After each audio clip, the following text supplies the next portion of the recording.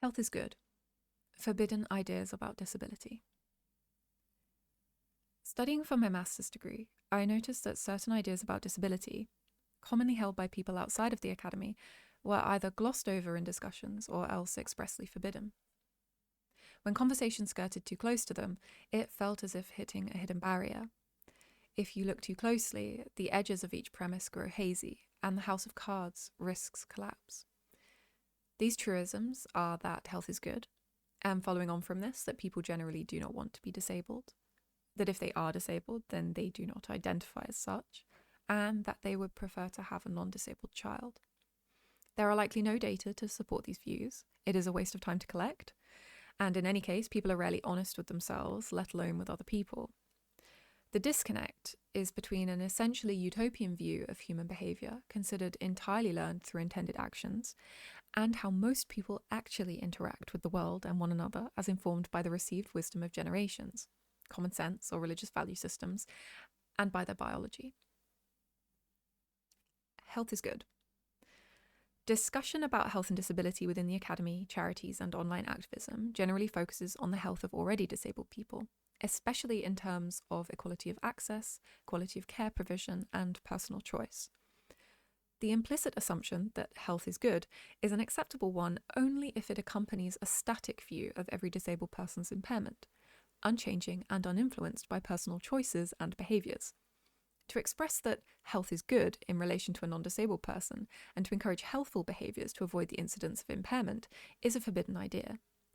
The implications of this cascade down to the rest.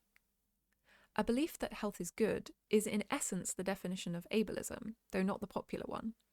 Gregor Walbring astutely observes that every ism has two components, something we value and something we do not. We might value a lean and healthy body and devalue sallow skin, acne and fat as representatives of poor health. A fuller definition of ableism accounts for this.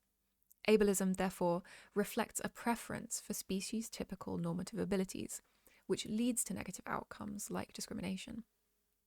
This matters because, while a true assessment of how people generally feel, underlying all judgments about the nature of ableist beliefs and ideas is the conviction that these are all essentially socially constructed and that a world can be imagined where nobody feels this way. I challenge you to find a single person in the West committed to the well-being, dignity, and independence of disabled people who will entertain the notion that there are unassailable biological underpinnings to ableism, or the belief that health is good. Such a view is not only considered defeatist, it is also broadly and erroneously associated with championing eugenics.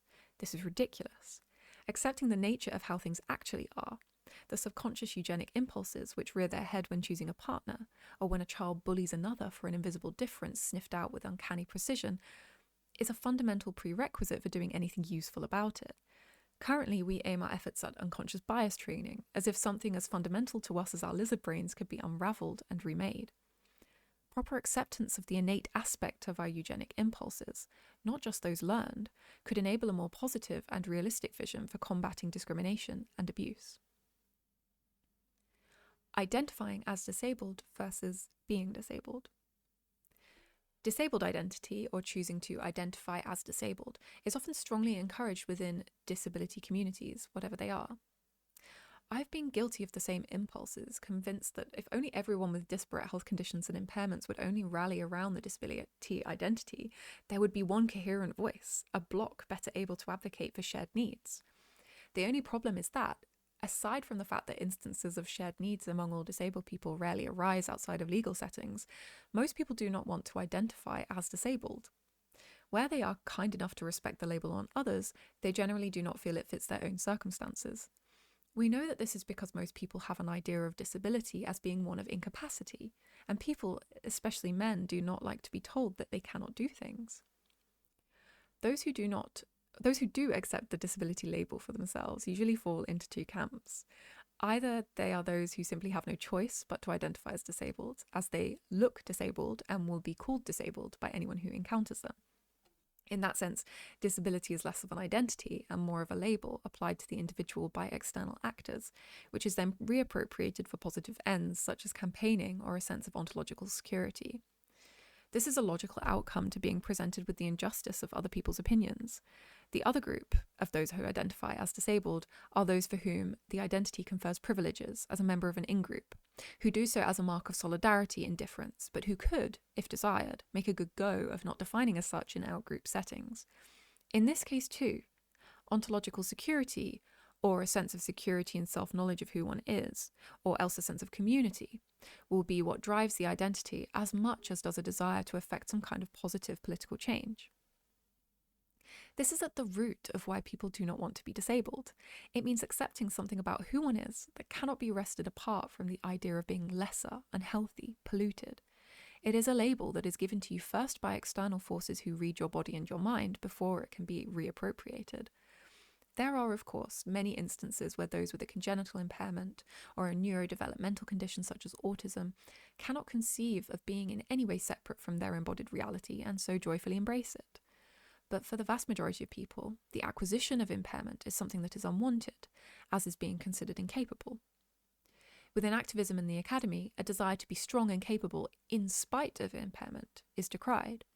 It is a recipe for mental health travesties, suicide attempts, it is false consciousness, unless of course one accepts the disability identity while expressing this desire. But this view is utterly dysgenic. It is healthy to want to be healthy, and to try and ensure you are so. It is healthy to want your family to be healthy, and it is indeed psychologically healthy to view yourself as capable and reject labels that you feel personally to be negative, which applies even if you have an impairment. The rejection of disability identity is a large reason why disability movements are generally slow off the ground in comparison with other identity-based movements. Numbers are low. Besides the practical fact that impairment and disability carry with them attendant responsibilities and difficulties which make organising and without additional aid essentially more difficult. The most vulnerable among us.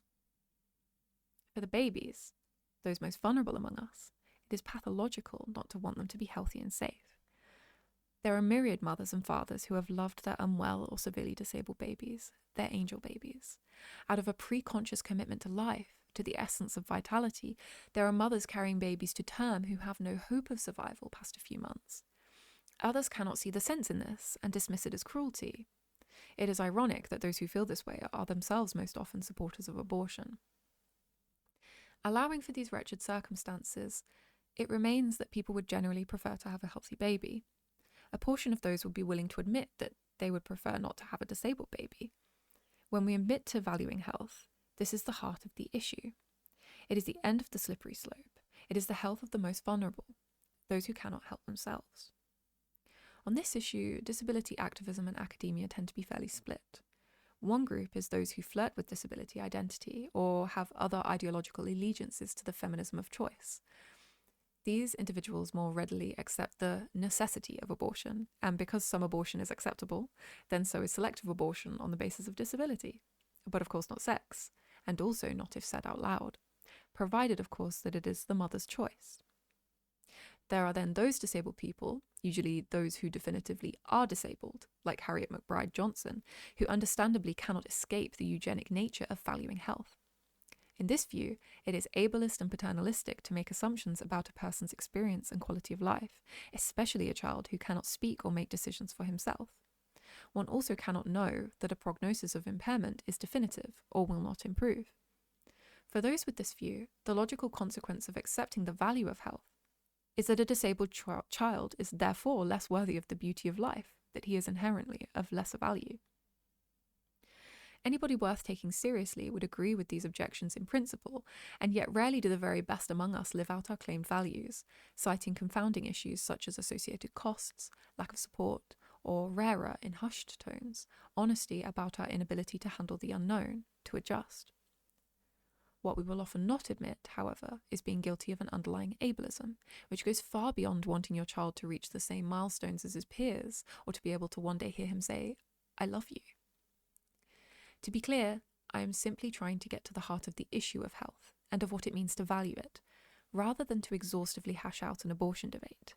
I'm attempting to peer inside myself, inside all our ugly selves, and bring everything into the light, as sunlight is the best disinfectant. Terrible things result when health becomes a fetish or an idol. But there are cultural trade-offs to devaluing health and to considering it misguided or sinful to treasure it. It is a very strange sickness indeed, a perversion of the Christian society which cultivated it, to not just find value and strength in incapacity, or proudly identify with it, but to eschew those who attempt to hinder its inevitable approach. Disability differs from the civil rights and women's rights movements. We are dealing with what activist and theorist Paul Aberle candidly referred to as real inferiority, rather than simple difference. It is also something that will ultimately befall us all at some point or other, if we are lucky enough. That nobody wants to think about disability is inaccurately referred to as internalized ableism, a learned pathology that must be corrected. Really, it is natural that we fear the abyss. Cosseted in the West by long life expectancies and the luxury of outsourcing most of our care work, family ties have frayed further, and we can live in greater ignorance of disability's inevitability. Put simply, the existence of disability is as constant and inevitable as is ableism, or the assertion that health is good. If we cannot grasp the locus of our discomfort, then we will continue to fail the most vulnerable among us.